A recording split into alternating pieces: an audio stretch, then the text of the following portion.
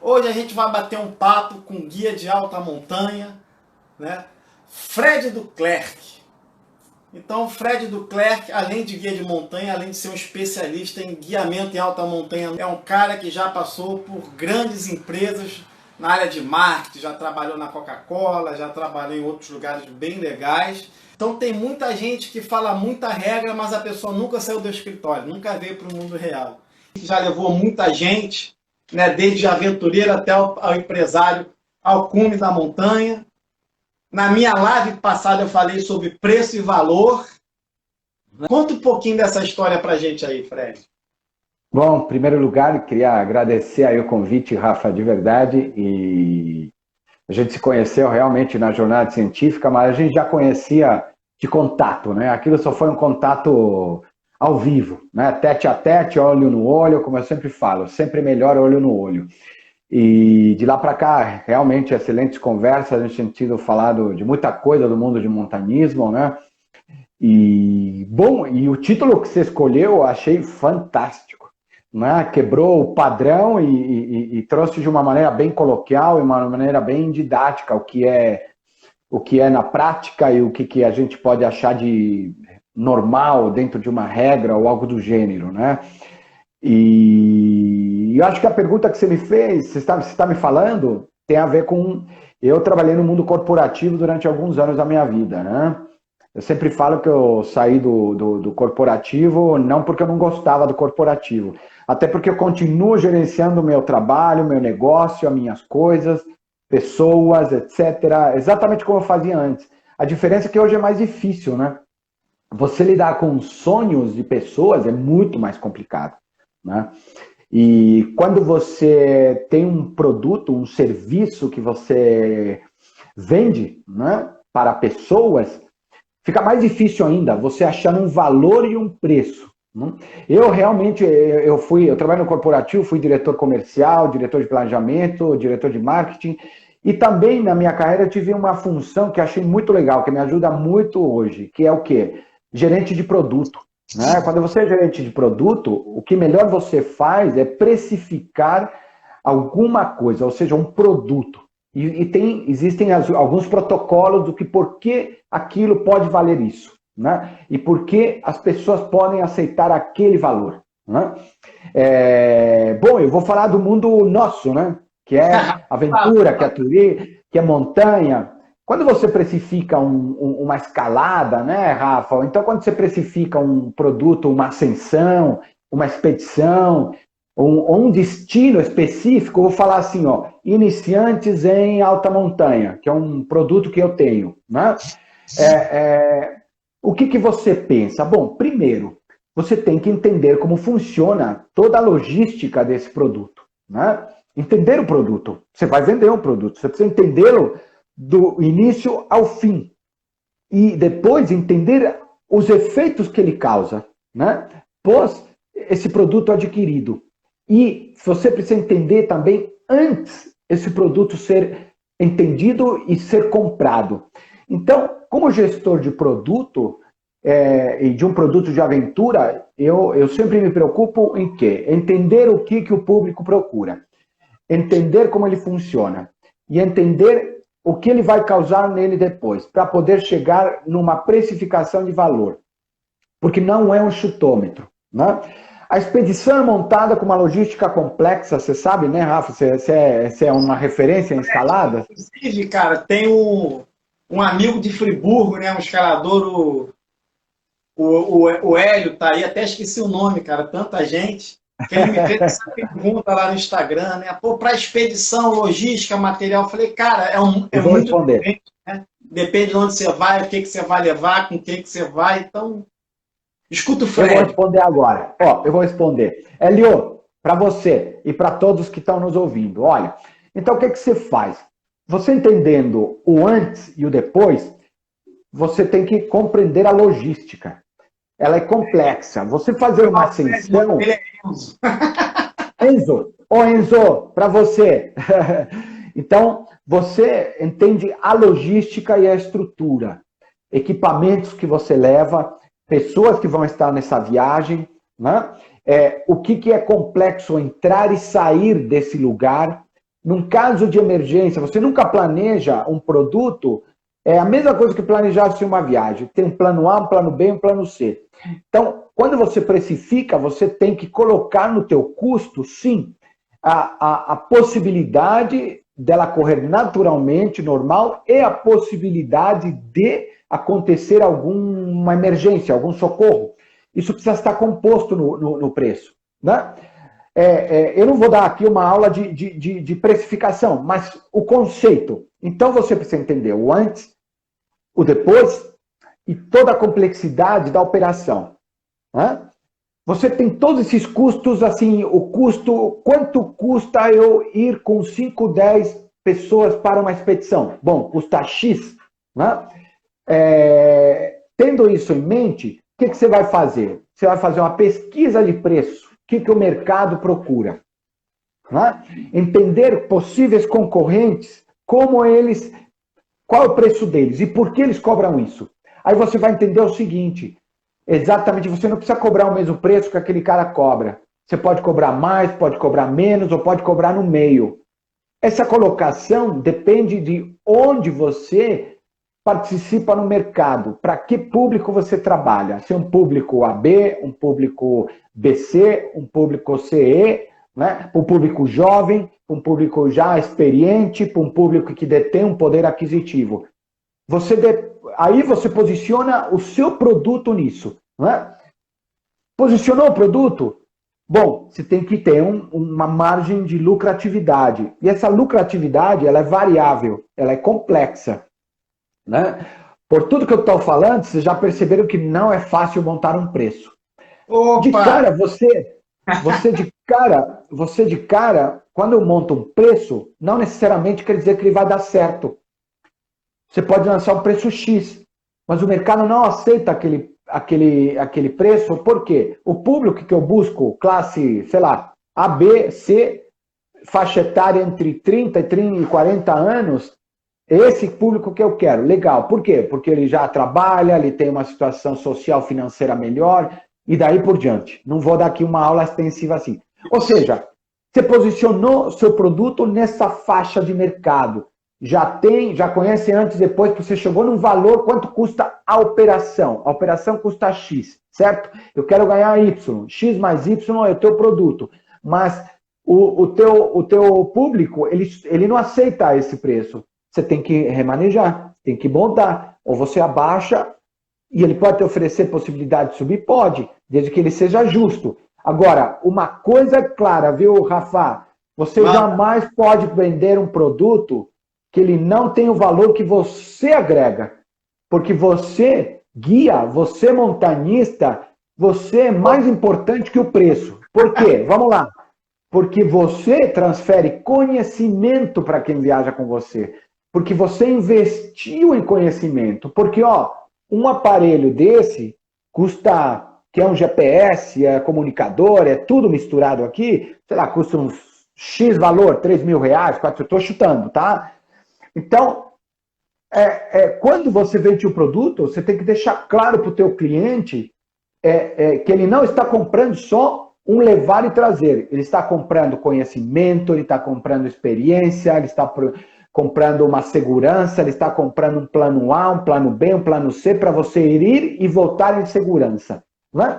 E todo o teu know-how, porque o maior erro que acontece, Rafa, as pessoas precificam no chutômetro. Então, o que acontece? Elas acham que realmente você vale, sei lá, X, mas na verdade você vale muito mais, porque você está passando muito conhecimento e muito mais. Né? E mercados que ainda não têm um profissionalismo entre guias profissionais, o que acontece? O mercado dita pelo preço, só que normalmente, às vezes, um preço barato sai caro. Eu tenho casos, experiências minhas, um cliente que viajou com um pessoal para o Rio, inclusive, para a Serra dos Órgãos, que o preço era absurdamente baixo. E eu falei para ele, olha, eu não vou nem discutir preço, porque cada um sabe quanto vale. Eu falei, só que eu tenho experiência, eu tenho segurança, eu tenho isso. Falei, você que sabe, se vai levar, pode ir à vontade. Ele foi, voltou, só para você concluir, Ele foi para o Rio, voltou, em travessia, perdeu a namorada, quase morreu a namorada, e me ligou para pedir desculpas porque ele tinha entendido realmente quanto valia um bom profissional e um profissional realmente sério. Perfeito, Fred. Então é bacana que a gente vê aí que a base de tudo, eu faço uma brincadeira do triângulo, né? A base Boa! de tudo aqui embaixo é o conhecimento. O trabalho da gente tem o meio ambiente do lado e tem as pessoas. Então é um triângulo equilátero. Então você tem que ficar, Verdade. né? Para ele ficar em pezinho, você tem que estudar muito e investir. E o nome disso é você migrar do aventureiro para o profissional, cara. Eu vivo disso. Total, Eu quero total. ser um profissional. E esse papo é muito bacana, Fred, que a gente vai entrar noutra história. É o que eu mais vejo em reunião de parques, em muito bate-papo pelo Brasil inteiro. Cara, eu vejo, às vezes, aquela brincadeira que eu botei de normaleiro, uma pessoa que não tem o mínimo dessa vivência, desse entendimento, querer criar regras para o que você faz. Então, imagina um cara, o meu caso aqui, né, o pessoal aqui. Então, a gente já tem montanhismo desde 1912, aí, de repente, no ano, aparece alguma coisa assim, fala, ó, cara, tudo que está sendo feito nos parques é turismo e aventura. Você fala, pô, peraí. O cara já entrou na minha casa metendo a mão na geladeira, pegando meu suco, né, não me chamou para passear. Então, o que acontece? Essa brincadeira de normaleiro é que quando você sai montando um monte de norma técnica para um monte de coisa, e você tem pouco tempo para bater um papo com profissionais que nem você, com profissionais que nem eu, o que acontece? Ele acaba ficando na mão de gente que não tem essa vivência. E quem não tem essa vivência vai querer adequar aquela norma para a realidade dele. Só que no futuro, né, eu já estava lá de Raul Seixas, né? Falei, olha só, cara, o mercado no Brasil é o quê, Fred? MEI, né? Eu fico brincando que quando o cara não tem conhecimento é MEI dei bem, MEI dei mal, né? Verdade. Aí, cara, como é que você... Cara, Fred, eu acho muito bonito, eu acho necessário ter norma técnica, a gente ter um parâmetro do certo e errado. Desde que isso seja democrático, seja acessível para todo mundo e não custe uma burocracia danada para eu ter que chamar um consultor, um auditor, ter papelada para o cara olhando. Falei, bicho, eu sou meio, o cara não pode nem entrar na minha casa que eu não posso comercializar, como é que eu vou ter um armário com papel? Né? Então você Claro. cria uma coisa muito bonita que o cara olha, ó, que as normas. Falei, calma aí, cara. Hoje em dia, com essa coisa toda, falei, vamos conversar e tentar fazer isso de uma maneira mais prática, para que, já que se vocês querem segurança no Brasil inteiro, tem que ser acessível. Eu não sei, Fred, se a galera sabe, mas, pô, se eu tiver que chamar um auditor do Inmetro para ver as coisas que eu faço, você deve saber mais do que eu. Pô, na época que eu sabia o preço, era no mínimo R$ 8.000. Então, quem que vai ter norma e quem que vai ser certificado desse jeito, né? Não, não vai servir. Então, hoje em dia, a gente já enxerga essa coisa do normalês para a vivência que você falou. Essa tua história toda nas empresas, o quanto você aprendeu. Qualquer produto é produto. Então, o que a gente faz aqui? Eu escalo, você sobe montanha, tecnicamente bacana, ô brother, grau tal, mas eu tenho que ver meu lado empresário. Foi o que eu mais Claro. sofri. Sim, sim. Você já veio com a visão de empresário para a montanha. Mas no Brasil, cara, a grande dor é que muita gente não tem uma visão empresarial.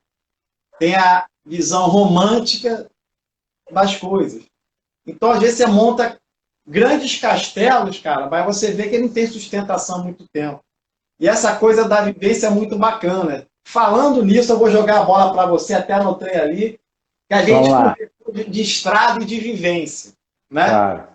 Que um bom profissional de montanha, um bom profissional de voo livre, um bom profissional de caminhada, de paraquedismo e de mergulho, ele tem que ter o quê? Vivência e anos de estrada. Não é da noite para o dia, né? Não existe fórmula mágica. Ah, um curso ali que eu vou fazer, vou ter uma carteira, vou virar guia. Pô, filho. Né? Quem não tem curso? Pô, o cara que nunca subiu montanha nenhuma, ele faz um curso, todo conhecimento é válido, mas o cara faz um curso, sei lá, de um ano. Aí, de repente, eu comecei a ver no Facebook, né, cara, igual guia de montanha de tudo que é lado. Falei, caraca, bicho, o Brasil tá bom pra caramba. E é bacana a gente bater aquele papo, até anotei aqui, né? Vou sair de tela, porque aquele lance do estagiário, da vivência, de Ah, correr, boa. Vou estrada. te, Conta pra gente essa história aí. cara, eu vou te contar uma história muito legal, né? Só não quero esquecer um pouquinho o comentário que você fez antes. Assim, o estágio do nosso mercado, ele não é muito profissional, né? Ele é um mercado ainda em crescimento. O fato dele não ser profissional, eu não enxergo o problema, tá? Porque ele está em desenvolvimento. Eu acho que o problema, sabe onde eu vejo?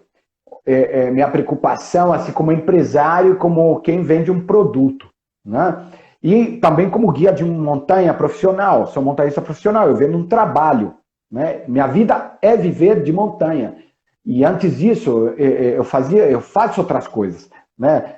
Eu escrevo um livro, eu ouço música, faço poesia, mas adoro business, adoro negócio, adoro debater negócio. E eu respiro negócio o dia inteiro, Rafa. Ó, deixa eu te falar, o nosso mercado está em desenvolvimento, está em crescimento. Realmente, houve um grande número de pessoas se dizendo que são guias, que eu não vejo o problema. O problema é o quanto de qualificação tem esse profissional, né? Porque para você chegar a ser um profissional de qualidade, não basta somente a experiência que eu vou contar agora, né? Mas basta você acumular conhecimento, Boa. conhecimento de empreendedor. Você ser um empreendedor exige o quê? Exige que você tenha uma visão 360 graus do planeta, não somente do teu produto, né? Ou do teu serviço. E o que é isso? É cultura. Cultura financeira, cultura de gestão, cultura de administração de negócio, é cultura de movimentação para onde você quer levar o teu negócio, né? Então, não vou dar aqui uma aula extensa desse assunto, mas só o básico. É isso aí. Ó, agora, vou entrar num detalhe que você me fez lembrar muito legal de estagiário. Eu lembro que eu fui estagiário, fui trainee antes de ser coordenador, supervisor, gerente, diretor, né? De uma empresa multinacional. Eu lembro quando eu fui escolhido com 3 mil candidatos na época que tinha acabado estava para me formar ainda, né? E estava concorrendo a uma vaga de estágio. Fui escolhido eu e mais um colega. Cara, a coisa que mais marcou na minha vida, e até hoje eu aplico, sabe qual foi? É que meu diretor, que era vice-presidente da Sharp, equipamentos eletrônicos, era uma multinacional japonesa, ele me chamou e falou assim, legal, você foi escolhido, bacana, tal, amanhã você vai viajar. Ó, tinha um dia de empresa. Um dia. Falei, amanhã você vai viajar, tá tudo pronto, comprado. Falei, pô, eu vou me dar bem, né? Cara, ele me mandou rodar todo o nosso interior de São Paulo, me mandou rodar o interior do Rio, me mandou rodar o Rio de Janeiro, Minas Gerais, mandou rodar o Nordeste. E eu não fui nos hotéis, eu não fui eu fui onde nosso produto ficava, onde ele era vendido. Era vendido onde? Numa estação de trem, era vendido numa loja de simples, era vendido em shopping, era vendido, ou seja, em N lugares. Ele queria o quê? Ele queria que eu entendesse realmente como funciona o produto, desde que ele é fabricado, né, até onde ele é vendido e onde ele é usado. Né? Tanto é que também fiz estágio na engenharia, que desenvolvia o produto, e depois no processo de comercialização, que era na revenda. O que eu fiz com isso? Eu peguei e levei para o meu aprendizado quando eu virei gerente, diretor e para frente. E como guia. Todo profissional, estagiário que trabalhou comigo, eu fiz a mesma coisa. No segundo dia, ele foi rodar o mercado. Eu, nesses anos todos, Rafa, tenho formado muito montanhista. Como? Ele tem sido meu auxiliar. Mas meu auxiliar desde na origem. Então, ele aprende desde o básico, né? Como encantar um cliente, como desenvolver o conhecimento de um cliente. Mas uma coisa é básica, viu, Rafa? Se você não gosta de pessoas, você jamais vai se dar bem com isso, tá? Você tem que gostar de pessoas. Pessoas são Você tem que se ver nela, tem que ter um processo gigante de empatia, né? Então, hoje em dia, nós não temos realmente no Brasil escolas que formam guias, né? Mas em breve terá uma surpresa aí. Então, você tem guias condutores de ambientes naturais, né? Hoje em dia, para você ter um bom curso de guia, não necessariamente você entra numa escola e sai formado guia, né? Porque é muito pouco, como eu disse antes, você tem que ter um universo complementar, que envolve o quê? Sociabilidade, conhecimento 360 do mundo, porque você leva quem? Eu costumo viajar muito com dono de empresa, médico, advogado. Levei durante anos um executivo da Ericsson. Viajou comigo durante 5 anos. Ele fez tudo na América. E voltou já para a Europa. Mas a gente falava de quê? A gente falava de economia, falava de finanças, política, história, antropologia, geografia, meteorologia, sociologia. Olha quantas competências. Ou seja, você precisa ter uma cultura geral também para ser um bom guia. Além do conhecimento, e aí vou entrar no conhecimento específico. Eu vou te dar um exemplo.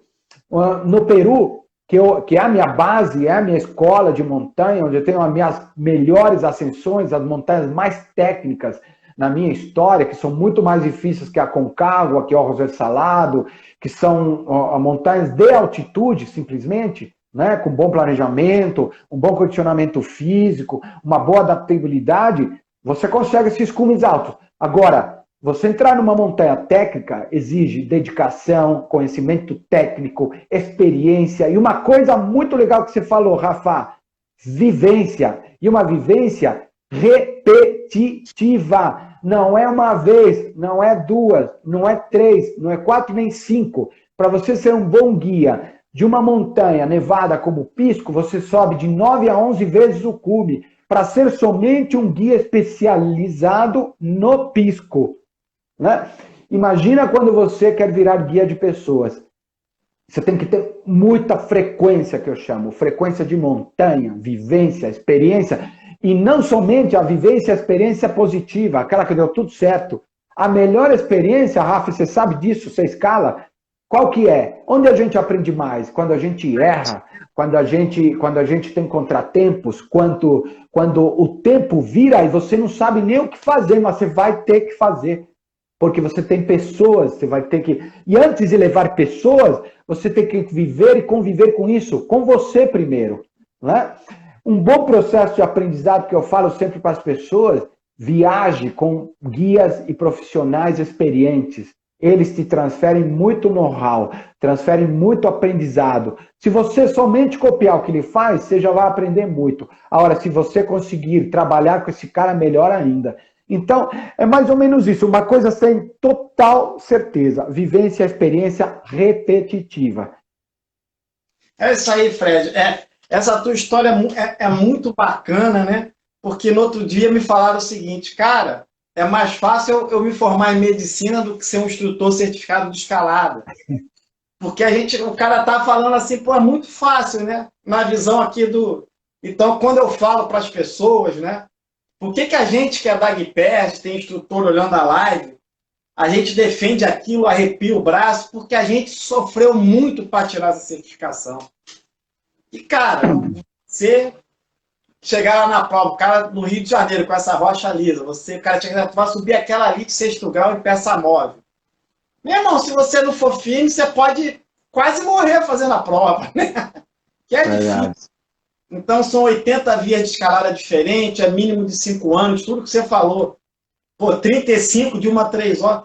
Cara, então, o que a certificação obriga o cara? Obriga o cara a correr estado a ter vivência, fora os cursos que vão exigir. Então, a escola do guia de montanha é a montanha.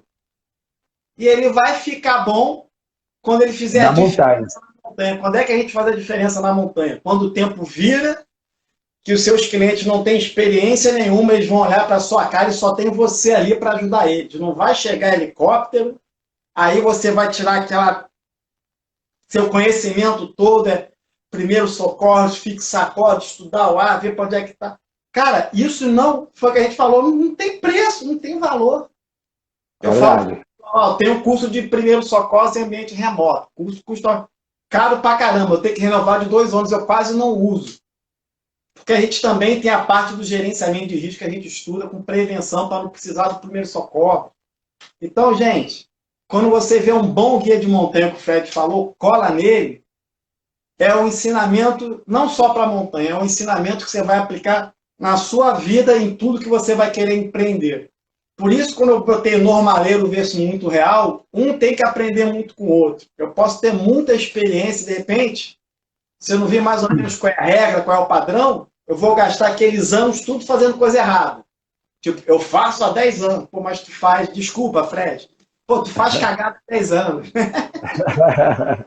É importante ter uma norma e um padrão, né? Que aí você vai ver o que é para você seguir o caminho. E também não adianta nada o cara fazer aquela propaganda de padrão que ele não tem vivência, Fred. Que na hora que o bicho pega, você vai andar no olho do guia, pô, vai virar 2 clientes lá em cima, né? Ô, guia! Verdade. O cara vai olhar, vai ver que vai dar a roubada. Que alta montanha não tem como, nem ele sair correndo. Mas aqui no nosso clima, o cara vê que está pegando, ele se salva e larga a galera lá. Então, essa vivência, ele passar o famoso perrengue, vai contar muito, que as pessoas só vê a gente trabalhando, na maioria das vezes, na adversidade. Quando chove, quando o tempo vira, quando alguém emocionalmente desequilibra, você muda o sistema de segurança para aquela pessoa subir. Né? Quando eu pego uma pessoa que ela não chega na janela de casa, só que ela mandando foto para as amigas, 100 metros, 130. E fala, cara, o que está acontecendo? Então a gente, né, Fred já tem muito mais, a gente estuda muito para naquele 1 horinha sobrar conhecimento pra caramba para eu te dar. E isso, exato, a gente não tem nem como precificar. Isso vai de valor extra para as atividades que vocês fazem com a gente. Ó, filosofia, vai parecer até... Não, tá ótimo. Montanismo é cultura, montanismo é filosofia. Você sabe o que mais a gente aprende no montanismo? E você sabe, claro, é psicologia, meteorologia, geografia e história, né? Fora outras ciências, que é paleontologia, estudar e reconhecer a mata, a fauna, biologia. Ou seja, por aí você vê que, cara, é muito amplo, né? Não basta só ter experiência, você precisa ter cultura geral, conhecimento específico, né? Isso vai enriquecer o profissional, sem dúvida, né? Mas o que eu falo para as pessoas, eu, no meu caso, né, eu sou muito ortodoxo com a montanha. Respeito ela demais, sigo o protocolo, ouso quando ela já me entregou variáveis que eu não controlo, e aí eu tenho que realmente tirar da cartola uma medida baseada no quê? Em toda a experiência de vida que eu tenho, experiência de montanha que eu tenho, para poder resolver aquela situaçãozinha que você falou, mudou o tempo, caiu uma nevasca e agora? Alguém passou mal, e agora?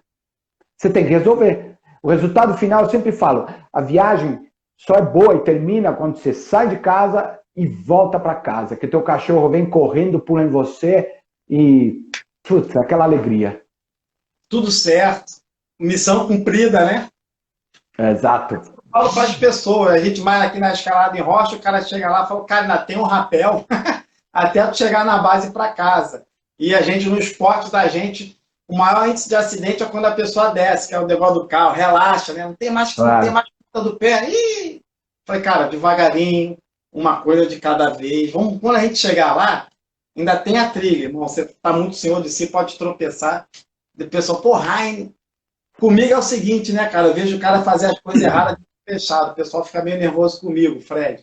Eu de longe, assim, fecha a rosca. Os caras, pô, como é que o cara tá vendo que a rosca cara, a gente escuta muito. Ó, eu vou te falar, eu tenho algo parecido. Eu viajo com pessoas, e às vezes eu escuto. Você sabe que existe uma teoria, eu repito ela muito em palestra e live, que é o efeito do terceiro dia, né? Depois de 3 dias, você não consegue esconder a máscara 2 dias. Quem é guia profissional, ele saca na hora qual de cada participante no primeiro dia de vivência. Mas, a partir do segundo, terceiro dia, principalmente terceiro, você escuta mais, o teu olfato melhora, você enxerga melhor, todos os seus sentidos ficam melhor. Digamos que é o tempo suficiente para o corpo se adaptar e se conectar naquele lugar, né, na natureza. E é muito comum, eu estou lá na frente e alguém fala alguma coisa lá atrás e eu respondo lá de cima e só escuto lá de baixo. Pô, o cara está ouvindo. Por quê? Porque a gente é conectado, a gente é ligado, a gente observa muito detalhes. Eu gosto muito de observar todos os participantes, Rafa, no olho.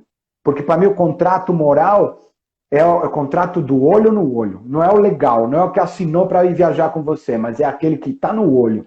Aí eu saco qual é a situação do momento, né? Claro, e outros sinais que a gente aprende a desenvolver como guia profissional, né? Cara, é muito bacana. O pessoal está comentando aqui, já perguntaram quando vou voltar às expedições. Já teve o pessoal aqui, eles estão sempre nas minhas lives aqui. Galera, legal. Treinos, contou sobre o Monte Roraima, que ele teve que carregar cliente dos outros, né? Ah, isso é normal. Ó, de uma coisa eu te falo. A história aqui vai até amanhã de manhã, né? Não, mas sabe o que eu ia te falar, lendo esse comentário que você me lembrou na hora? Cara, se tem uma coisa que é importante em qualquer situação, para mim, é o ser humano. Principalmente quando a gente está numa expedição. Então, ele é importante. Eu já tive que carregar guia, pessoas de outra equipe e tudo mais, sem problema nenhum, por uma questão de colaboração, porque eu vi que a situação precisava, senão ia virar uma tragédia, né? E você sabe que tragédia, né, Rafa? Basta, isso é uma coisa que estava conversando esses dias, inclusive. Cara, para dar uma desgraça, uma tragédia, basta um pontinho pequenininho de coisa que você fez errado, somado com outro pontinho, somado com outro pontinho, com outro pontinho, com outro, para dar uma desgraça geral, né? Por isso que na montanha a gente tem que ter protocolo, tem que seguir, eu, no meu caso, sou bem ortodoxo mesmo, sigo o protocolo, é aquilo e acabou, né? Para não dar brecha, que aquela coisa erradinha que deu errado, não, vamos corrigir, para não somar com outra, né? E aí por diante. Mas, então, esses cuidados a gente tem que ter, né? E até perdi um pouquinho o raciocínio que você estava falando antes. O tratamento de risco é a base de todo acidente. O cara começa a abrir a guarda, né? Um negocinho, não faço mais isso, aqui não precisa. Aí fica igual a roleta russa, um acidente vindo, um dia casa, faz assim, ó. Entra. Aí, pô, quando você vai ver, pô, o cara sempre... Não é na hora. O acidente ele tem uma história bacana quando você vai fazer uma perícia, né? Você vai concentração. Vendo... Aí você concentração. Fala... Foco. Eu lembro de um lugar aqui no Rio, que eu treino muito sozinho com um aparelho específico, que é para dar resistência, que eu subo o pão de açúcar pela frente, é um cabo de aço. Como tá sem bom dia, a gente agora se ferra, que a gente desce pela parte de trás, né? Tá. Então a galera costuma ir muito ali, começa... no primeiro com muito medo na primeira vez, mas daqui a pouco o cara já está com um mosquetãozinho de alumínio, um só, ele quer ir rápido, ele quer ficar mais... Aí começa a abrir, eu fico olhando aquilo, cara, falei, pô, bicho, né? É uma coisinha pequenininha, mas se ele errar ou escorregar, que não depende dele, ele é ser humano, aí, né? E teve um acidente lá, né, que o cabo rompeu, então foi isso, o cara morreu de quê, meu irmão? Pô, o cara bateu muito com a cabeça, estava sem capacete, a mão da segurança podia estar para o outro lado, e entre eles não tinha uma costura que, de repente, o sistema, né, para travar, tinha uma chance de funcionar. Então, não foi o cabo arrebentar, né? Foi, de repente, não, estava com sol, é normal também, né? O cara decidiu agilizar, nesse agilizou, ele esqueceu de botar isso, então, de repente, ele já tem o costume de fazer isso há muito tempo, só que nunca pegou nada, mas naquele dia pintou uma situação mais... digamos aí, apimentada que rolou nisso tudo, né? Então, o que eu aprendi com essas coisas de vivência, além de norma, é que você tem que aprender com a história que você viveu, cara. Então, quem não tem vivência com a história, aprendeu com o quê, né? Você sabe que você me fez lembrar agora? Eu faço um trabalho mental pré-expedição muito forte, assim. Dependendo do nível da expedição, como por exemplo uma sessão, agora eu fui para a última temporada, agora o fim de ano, que acabei em março, fui para ascensão, travessias múltiplas de longo alcance, 2, 3 montanhas de altitude, e antes dessas expedições encavaladas, eu sempre busco preparar a mente. Como? Eu gosto muito de ver vídeos, livros, ou então filmes que as coisas deram errada, né? Então, eu gosto muito do Touching the Void, gosto muito do próprio Everest. Você sabe um que eu uso muito? O Extremos. Ó, você está lendo a minha mente. Eu uso o Extremos por quê? O Extremos é aquela coisa... esses 3 filmes que eu citei são aquelas coisas que deram errada. O Touching the Void foi o planejamento, no meu ponto de vista, né? Cálculo de tempo, de talvez avaliar uma estratégia melhor para poder subir com bom clima antes de saber que ele vai virar o tempo, etc, etc. Aí dá para filosofar um pouquinho. No segundo filme, com o Everest, aquele erro crasso, né? Um guia jamais, se ele tem a visão e a noção científica, e não dá aqui, não é um comentário para julgar, é simplesmente o que eu adoto para mim, nesse aprendizado, a gente tem que estar convicto de nossa decisão, segura dela, e você não pode abrir mão do seu protocolo. Eu tenho um protocolo assim, ó, até 10 horas da manhã, 11 horas no máximo, eu chego no cume. Se eu não chegar, eu não vou adiantar para chegar às 2, às 3 da tarde, para depois descer com o escurecendo. Não vou. Eu já aviso isso antes da viagem, né? Então, a gente guia tem que ter essa sensatez e essa qualificação profissional. E o terceiro, que a gente falou juntos, o extremo, é como você não montar uma equipe numa expedição baseada na amizade. Você monta uma expedição e os parceiros que você vai ter baseadas na competência, na experiência e na competência com as variáveis que exige o destino. Jamais. E outra coisa, você nunca monta uma equipe de trabalho ou um grupo que vai numa expedição entre amigos só na amizade, porque pode sair caro, pode dar muito trabalho. Essa coisa, uhul, tamo junto, não funciona. O que funciona é você montar exatamente bem cada um no seu lugar certinho numa expedição, numa viagem. E o Extremos mostra eu sempre uso em palestras, inclusive, que eu dou, de treinamento, que é o quê? O sonhador, ele sabe onde quer ir. O protagonista do filme é um sonhador. Legal, mas ele não é líder. Não é? O sonhador não necessariamente precisa ser líder. Mas quando você lidera uma expedição, você é um gestor. E se você é um gestor, você tem que dominar o todo. Né? E nesse filme, do Extremos, mostra exatamente como não montar. Ele montou uma equipe baseada na amizade e com falta de competências. Ele, que era o líder da expedição, não era líder, era só um sonhador. Ou seja, deu tudo errado. Mas esses 3 filmes você me fez lembrar agora nesse bate-papo. Tudo para dar certo, mas deu tudo errado. Patrocínio. É muito bacana. Tinha até vinho na expedição, né, cara? Pô, garrafas de vinho. Eu falei, pô, os caras vão fazer a festa, os caras vão tentar subir a montanha. Então, isso que você falou do amigo, no meu começo também é muito bacana, né? Vou montar meu site, ver um monte de amigo. Eu monto. E você fica assim, procurar amigo que não tem uma relação profissional, o cara vai deixando para lá, vai deixando para lá. Eu falei, bicho, tem que ter relação profissional, prazo, organização, senão pode até dar certo, mas é muito difícil. É muito uma cultura, né?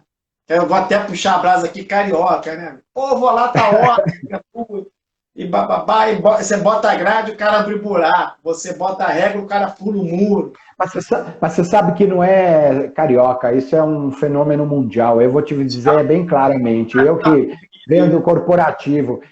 Cara, para tudo que você faz, você tem que ser profissional. Você é competente por quê, Rafa? Você é competente porque você é competente, porque você tem variáveis que você pratica que te levam para a competência. Não existe nenhum atleta vencedor que o cara surgiu vencedor do nada. Não existe isso. Por quê? A maioria das pessoas vencedoras e competentes, elas trazem consigo, elas conseguem antever o seu sucesso.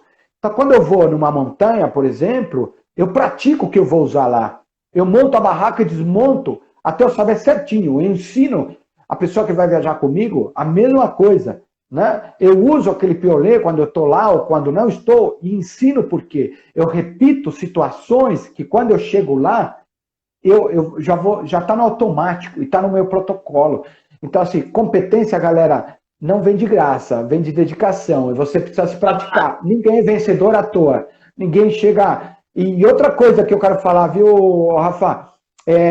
Você ir numa ascensão, deu tudo errado? Ótimo também. Sabe por quê? Recuar também faz parte da vitória. A próxima vitória. E outra coisa, você... quando as coisas não dão certo, onde você mais aprende. Isso aí, Rafa, eu nunca vi fracasso no Facebook, fracasso no Instagram, desde que só vejo esses fracassos para serem sensacionalistas. Mas realmente de dizer, olha, aprendi a ser humilde, aprendi a ouvir, aprendi com a montanha que eu preciso me profissionalizar, aprendi com a montanha que eu preciso me planejar, aprendi com a montanha que eu preciso me dedicar, né? Dedicar. Você jamais deve superestimar sua condição e subestimar o lugar. Você precisa ser humilde a isso, para você aprender mais. E outra, ouvir é uma boa estratégia para crescer. Tenho praticado isso, viu, meu? É difícil, mas a gente tenta pra caramba. Então, de tudo isso que você falou, né, assim embaixo, com a gente da Escalada em Rocha, já teve 2 momentos. O cara falou, vou descer em A para dar uma acelerada, sacou? Mas, irmão, em A é um procedimento que dá acidente pra caramba. Você não vai acelerar sua morte. Não, é um de cada vez até o fim. Se eu não ensino isso em curso básico, isso é perigoso, o que você vai acelerar? Você não está na neve, vai morrer de altitude nem nada, então, né? Eu fico, é difícil, mas tem umas coisas que eu sou chato mesmo. Falei, não, mas tem que ser, tem que ser. Você está no Rio de Janeiro, num lugar de 100 metros, você vai agilizar para sair o quê, cara? Você está na cidade, você desceu ali no outro lado, você senta na calçada e chama o Uber, né? Alô, vai mandar um alô em Hawaii. Mas Estou exercitando muito isso, Fred. Você falou dessas coisas todas. Aí eu lembrei de um estagiário que é uma pessoa que ela queria aprender.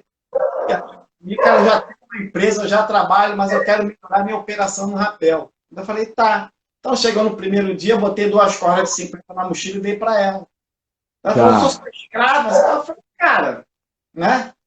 Você tem que saber que o seu trabalho é carregar peso, é sofrimento, é verificar equipamento, é fazer gerenciamento de risco.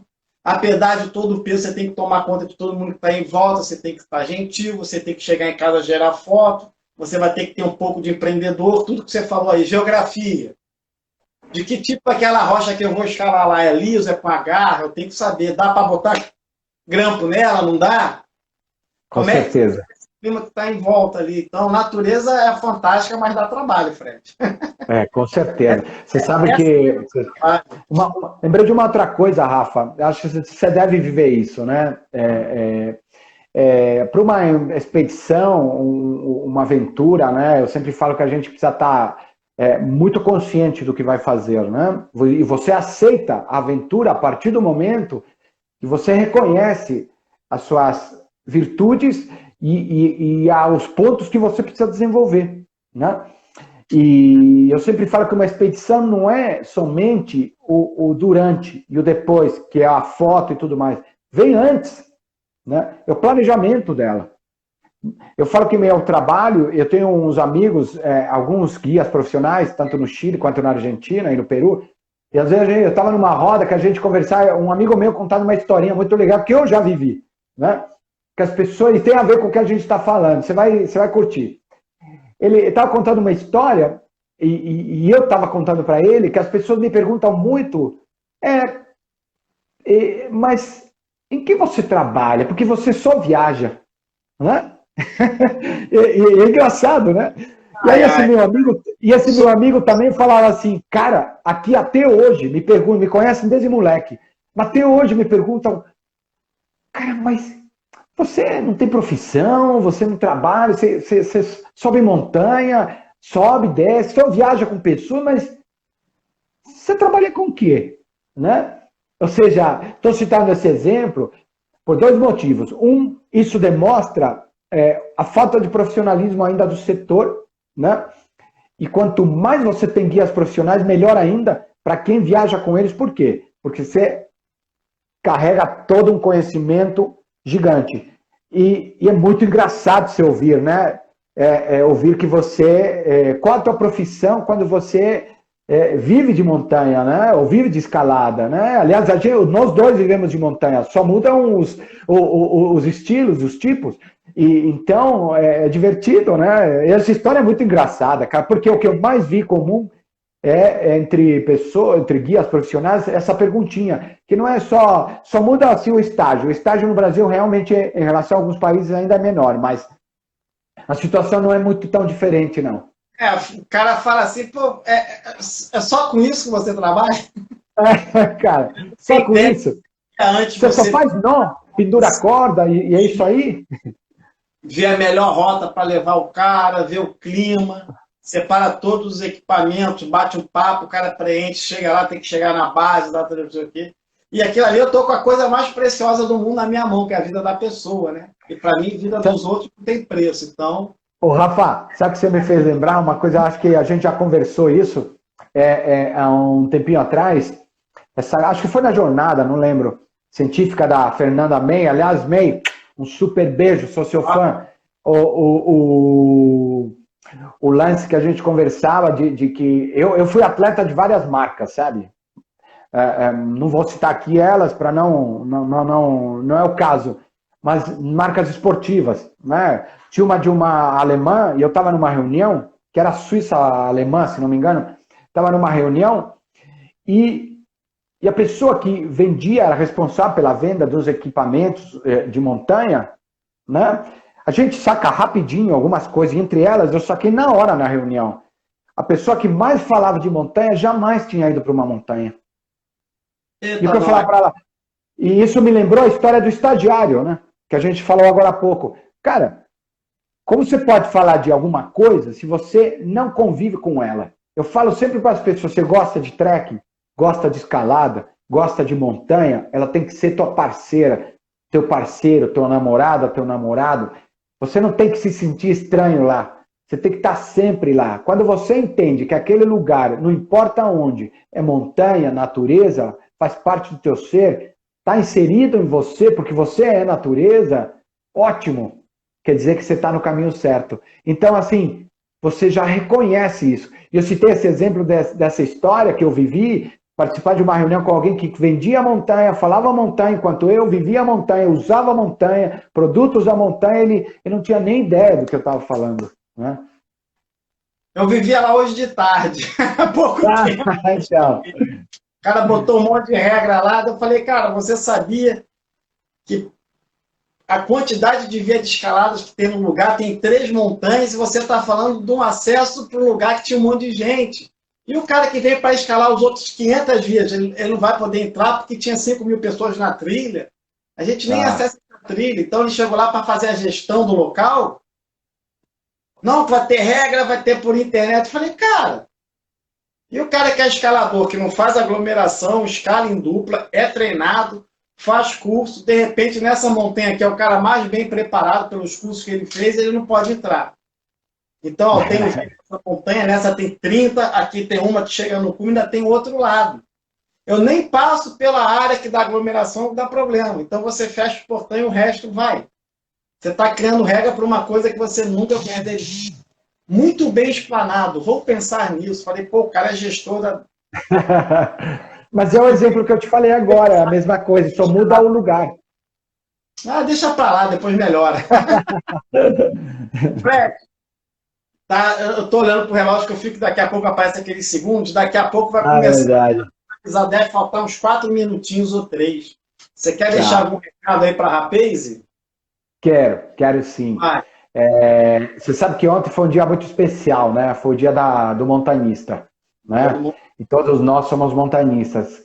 Queria dizer que, assim, jamais, absolutamente jamais desista do seu sonho. E só essa frase, muita gente repete. Mas eu acho que é aquela perguntinha que você faz sempre para você. Por que eu existo? Né? Eu falo que o sonho me move, que o sonho é que me leva para frente. Então, se dedique a ele. Estamos num processo intro, mas vamos sonhar ainda. Né? Nem todos os dias a gente amanhece feliz, como o tempo. Um dia está nublado, né? Um dia está chovendo, está nevando, mas amanhã nasce o sol.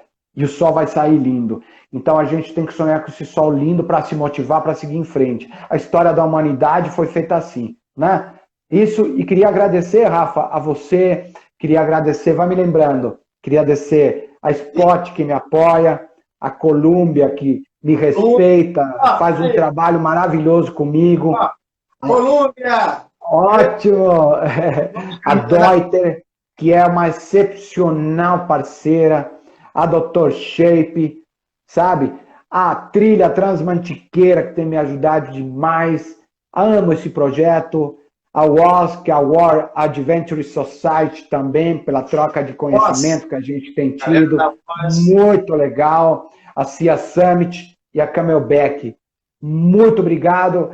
Vão para frente. E, pessoal, se vocês gostam do nosso trabalho, me sigam no Instagram também, né? Fred Duclerc, Expedicão. No YouTube, a mesma coisa. Ou coloque meu nome no Google e vai achar tudo da minha vida. Tá bom? Ó, obrigado pela oportunidade. E, ó, o montanismo brasileiro é verde, é lindo, né? E vamos trabalhar para eles cada vez mais ser mais profissional. Que a gente tem muito conhecimento para passar, viu? Obrigado, viu, Rafa? A minha grande alegria, meu grande propósito na vida é compartilhar conhecimento e ajudar as pessoas, usando a escalada como uma ferramenta de transformação aí do ser humano. Meu jabá é menorzinho, a galera da Deuter, da loja Sub, né, e da Inova Safety, que é toda a parte de cadeirinha e fita de segurança que eles cedem aqui para os meus cursos. Então é isso aí, Fred. Só umas duas coisas. Esqueci de duas pessoas que me ajudam demais, que é a Nepal Montanismo e Lojas Mundo Terra. Muito obrigado. Então falou, Nepal Montanismo e Loja Mundo Terra. Fred, até a próxima aventura. E até a próxima reunião aí. Vamos pro Dedo de Deus juntos, hein? Quero subir com você. Vamos filmar isso e vamos mostrar pra galera. Maravilha. Um abraço pra todo mundo. Agradecer a todo mundo aí que esteve aí 1 hora aí vendo a gente, doando seu tempo precioso. Muito obrigado a todo mundo. Até a próxima. Grande abraço, Fred. Obrigadão, amigo. Fica com Deus. Obrigado. E vamos treinar. Valeu. Beleza.